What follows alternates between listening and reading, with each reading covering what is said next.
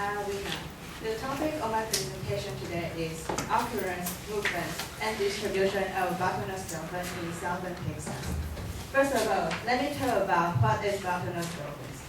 Bottlenose dolphins contain 3 species, including the common bottlenose dolphin, the Indo-Pacific bottlenose dolphin, and Brunei dolphins. In this study, we are focused on the common bottlenose dolphin, Turiops truncatus, which also called the Atlantic bottlenose dolphin. The common bottlenose dolphin inhabit temperate and tropical oceans throughout the world. And bottlenose dolphin, some live closer to the shore, and others live further out to the sea. The coastal dolphin appear to adapt to deep and warm water, so they have large flippers and small body for maneuverability and heat dispersal. Having explained what is bottlenose dolphins and what species we are focused on, now let's move on to the question about why we do this research.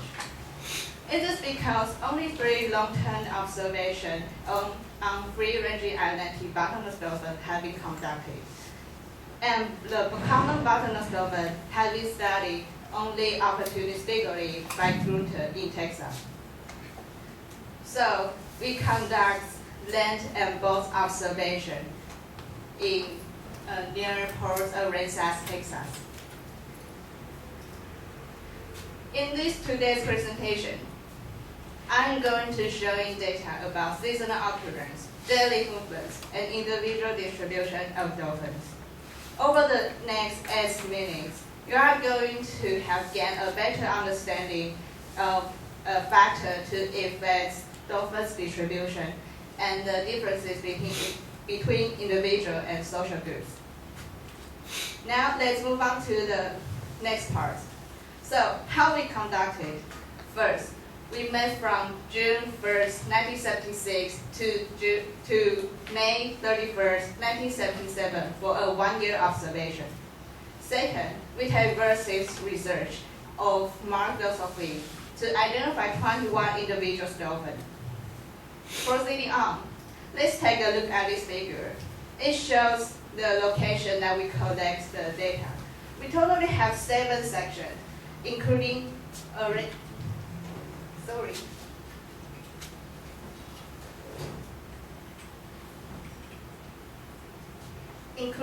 Aransas Pass, the Occurrence, Lydia and Channel, Corpus Christi Bayou, Morris and Cumiscus, Corpus Christi Channel, and Aransas Channel.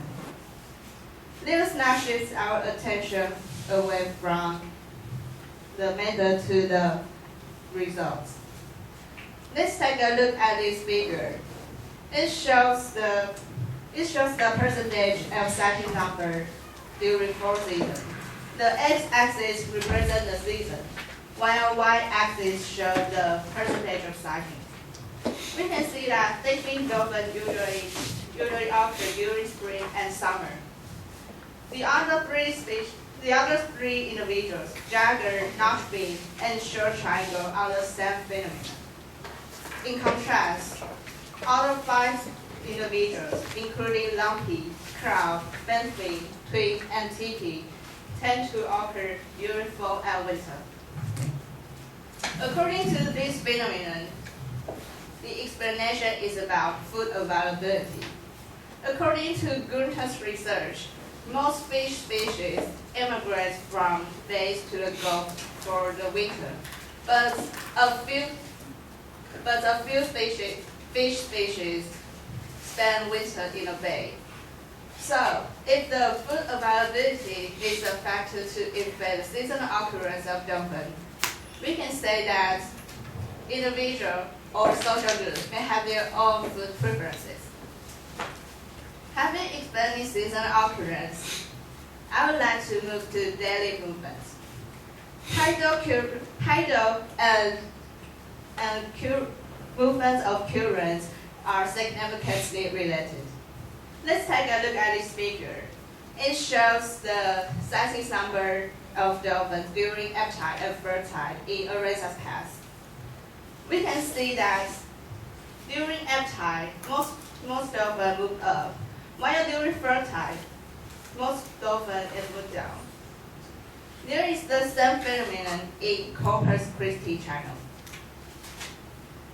About this phenomenon, the tidal data indicate that dolphins respond to the dominant tidal currents in area by moving against them. The explanation is a method of feeding. Dolphins may catch fish more easily when the fish are swimming with or being carried by the currents.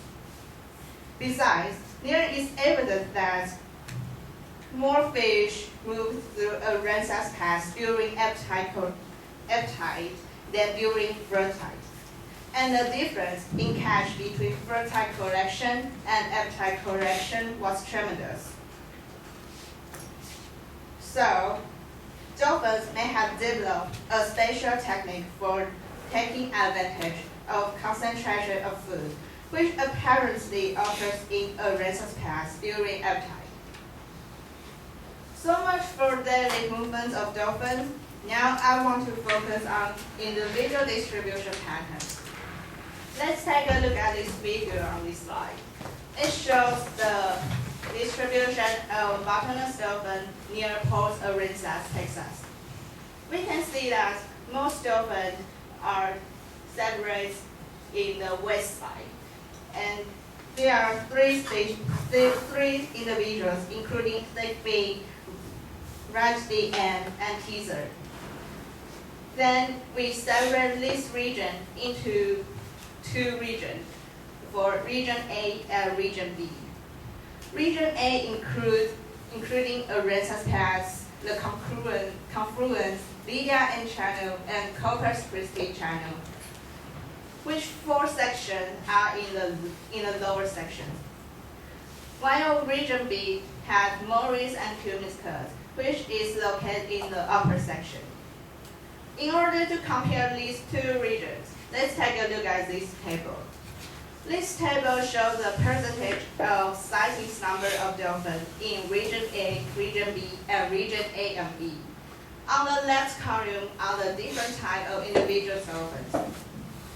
We can see that those 5 individuals, including thick-fin, short triangle, snaggletooth, bedfin, and tiger, usually occur in a Region A. While in Region B, these 3 individuals, right and tiki, and chopper, tend to occur in a Region B. Therefore, we indicated that each dolphin has one home range, and some dolphins use different portions of their home ranges on a seasonal basis.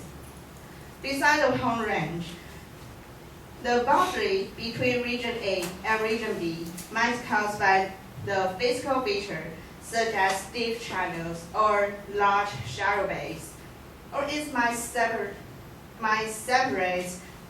by the social barrier. I hope I made my points clear. Now it's time to conclude. First, individual dolphins or social groups may have different temperature or food preferences. Second, dolphin movements are significantly related to tide and time of day in some sections of the study area. Last but not least, the boundary might have been a physical feature or social barrier. Thank you for your attention. Okay, 9 minutes, 5 seconds.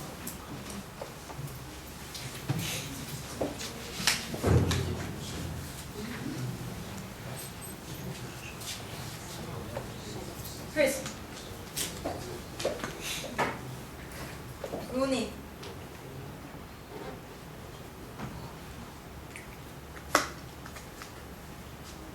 Zhi Yi. Yeah. Ian. Okay, starting with Chris. So I got 2 questions. Well, just next one, please. You didn't mention how did they track down those group of dolphins. So they are tracking down by like any gadget. Okay. Yeah, how did they track down those dolphins? So your question is about what method we do track down it. Yeah, like you show the what species you can find in what space, but how did they track down those species? Oh, because Pars Occurrence have different type of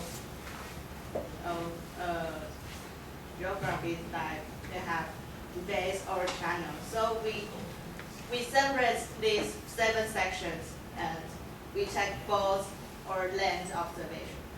Just some we use commercial boats to that place to observe them. Also directly to do the dolphin watching there. Yeah. Okay. Next, Amy. Right? No, Rooney. Sorry. Rooney. Can you go to the page of the thick fin? This one. I want to ask you, how do you measure thick fin of dolphins? Is measured by length of what? We Repeat the question. How do you? So your question is about how we do the observation to observe the backfin dolphin. Yeah.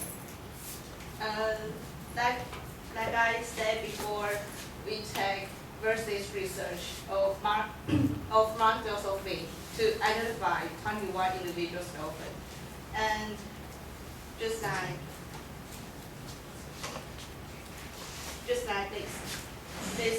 this marked dorsal fin, and they have different type of dorsal fin. So we use, like I say, lens for both observation to observe their fin, and then we collect the data. Yeah. Thank you. Zhi I found that there is some occurrence of some variants of bottlenose dolphin is low, such as thick fin. So I want to ask, is there any reason because the amount of the thick fin in the seasonal occurrence is low? What's the question? So your question is about why during fall and winter the number is lower than. No, not this page. Maybe it's previous. Previous again. I guess it is. This. So your question is about why during fall and winter their number is larger than other seasons. Actually, my question is why the thick fin is low in spring, summer, fall. You mean white ticky? Thick fin. Thick fin. Thick fin. On previous page. Yes, this page. So your question is about why thick fin during fall and winter are in a small number. Yes, yes. Oh, it's about their food preferences. Just they have, because the fish species are different during winter and during summer. So we indicated that thick fin dolphins tend to occur during spring and summer because of, at that time, had their preference fish species. Okay, thank you. Yeah.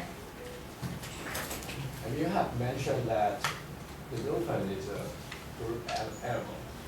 So I want to ask the question is, what's the differences between region A and B?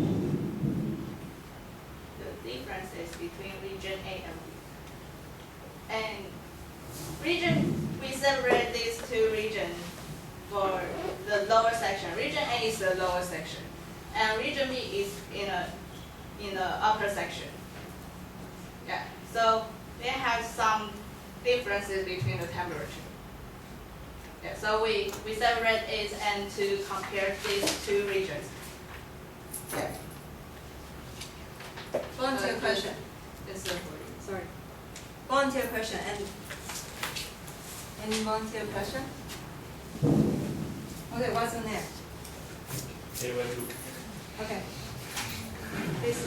I want to know hydrogen need hydrogen is either including number 4 and number 7. You take number 4 and number 7. Region B 不是region B is only have number 5, but why number 4 and number 7 is they include? So it's because according to our observation, we first observed is at summer, and at that time we don't observe any individuals of them. So we take, because it's less of data, so we take out these locations, and then to just measure the Morris and Cummins. Just because we have not made many data as we can take a measure to measure it. Okay, my turn.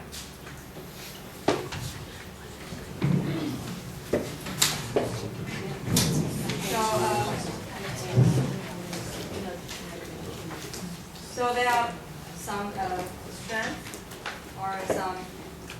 Oh, it's clear. So there are some.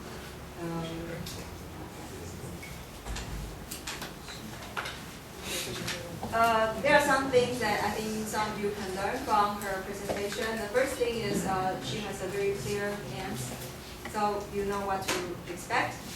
And then these figures, you probably can imagine that these are actually made by herself, because actually in her original paper there was no any data figure at all. So she has to generate the figures herself. Otherwise, you need to read a lot of tables. Okay. This is something that I found quite nice. But I think you should always add, what's here? What's this? What's the label? This can be anything, percentage or whatever. So you have to say, what's this? What's this? Okay, if this is percentage, then you have to say it's percentage of sightings or a number of sightings. So these are different concepts. And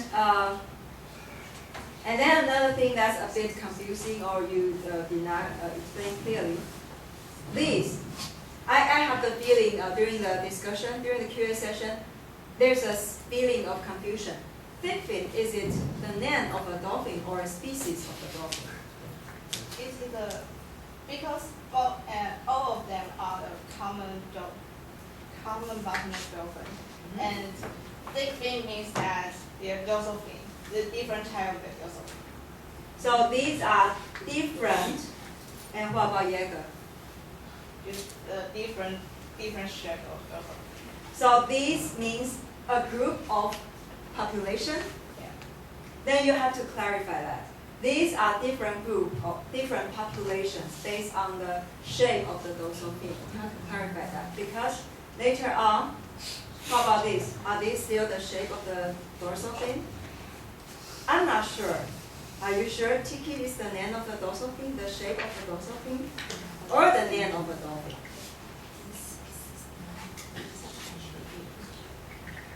I have a feeling that this is the name of the dolphin. So you have to clarify, because it's a bit confusing. Okay? And you have a shape called cloud. Are you sure? Okay. And but what you can further improve in your presentation is first, I think please be quiet. Hello. Please be quiet. I think you should improve your image presentation. So far, like this, like your discussion slides, I think this is a bit too empty. And then when you just show these slides, you are actually talking a lot of concepts like fish, whatever. Then if I were you, I would at least print the keywords. Food availability for dolphins. Below there are some other contents and you can print the keywords. Otherwise, when you leave an empty page to the audience while talking a lot, we start to get distracted. We don't know where you are. So you should print keywords and then you add images from the internet. This will make your talks more interesting and you help the audience to get focused. And then I think next, because this time you already give a very good oral part. The oral part was quite nice. So I think maybe next time you can try to look at the audience more often, like this.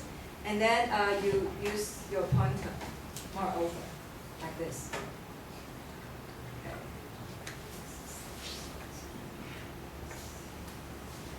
And there are some small things. These are small things. Friend, I think you can explain a little bit what is up and down. And here again, what are these numbers? I think they are not percentage. No? Okay, so you have to explain what are these numbers. And this is again a remake table, so I acknowledge that. And lastly, you have to be sure that in conclusion you don't show new things. What do I mean by new things? Temperature is new things. You didn't mention this in your slides. So and later on during the QA session, once one of the students asks a question and you say it's about temperature, then if you think this is an important conclusion and you put it here, then you should mention earlier in your slide. And another thing is maybe you can try to highlight some keywords so we know what is the key points here. Okay. But I think overall it's a quite good talk. So let's thank Wina. So we have late today.